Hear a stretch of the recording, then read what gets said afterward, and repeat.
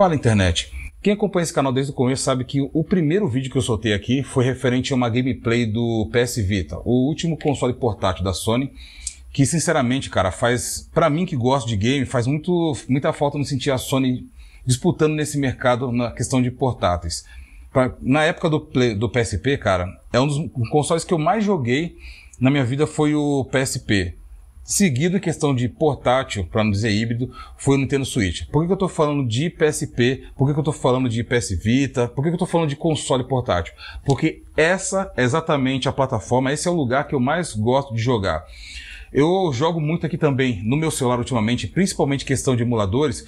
Tenho jogado muito aqui PlayStation 2, muito embora ele consiga rodar muitos jogos de PS Vita, que agora também já tem emulador, inclusive de Nintendo Switch.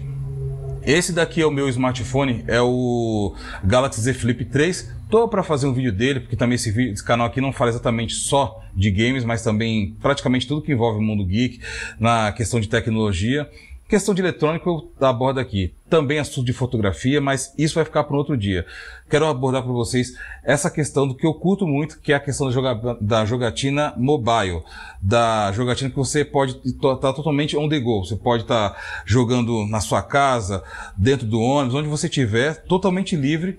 Obviamente, dependendo de uma bateria. Nesse assunto de portátil, eu também tenho uma coleção já considerável. Tenho muitos modelos de Game Boy, desde o primeiro. Tenho modificados também com backlight, como o do Advanced. Eu tenho praticamente quase todos os modelos de Game Boy. Nintendo DS. E eu tenho um console também que entrou para minha coleção. Eu peguei esse daqui e o posterior dele também. Se liga nisso aqui.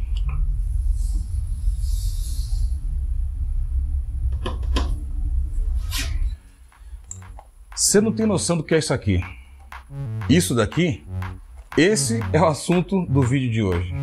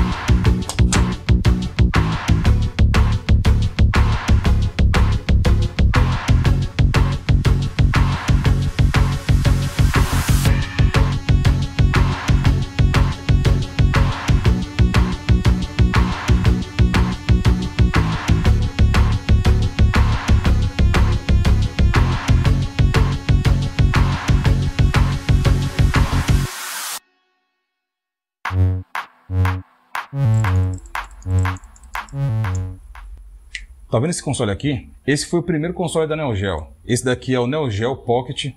Infelizmente ele teve um tempo de vida muito curta devido à sua concorrente principal, direta, que era no caso a Nintendo com o Game Boy. Tinha lançado o Game Boy DMG, aquele primeirão, depois o Lite. Alguns modelos vinham com backlight inclusive, só que ele era monocromático, era somente duas cores. E esse console daqui também compartilhava dessa mesma tecnologia. Porém, nesse mesmo ano, a Nintendo tinha lançado o seu próximo console de portáteis, que era o Game Boy Color.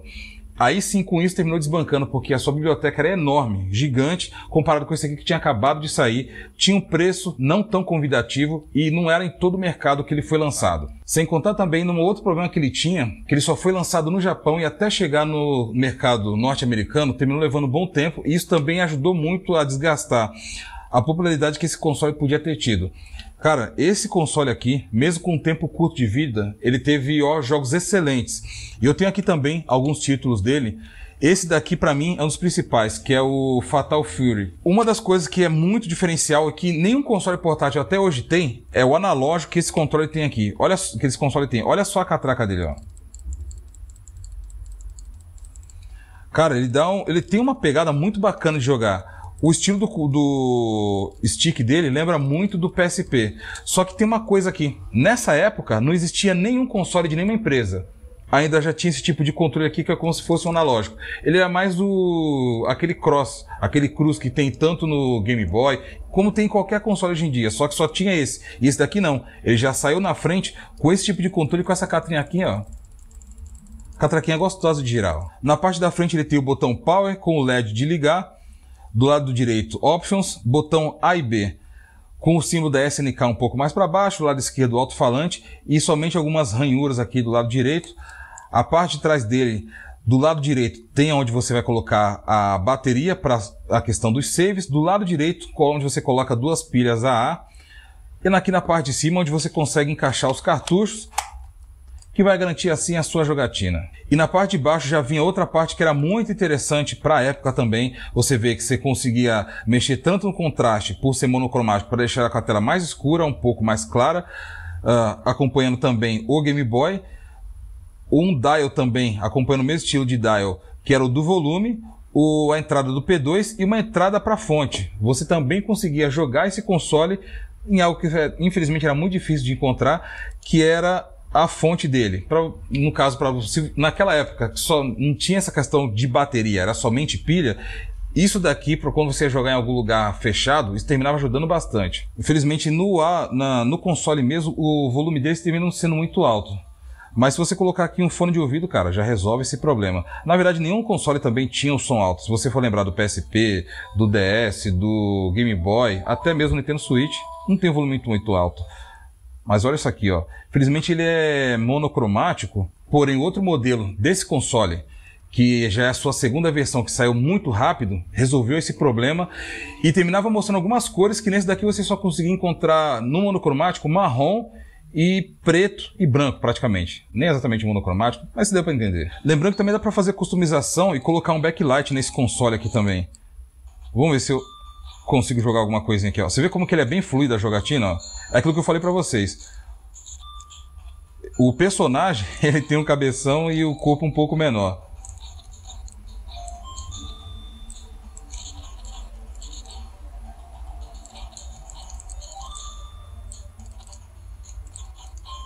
Opa, ó, tomando um pau, mano.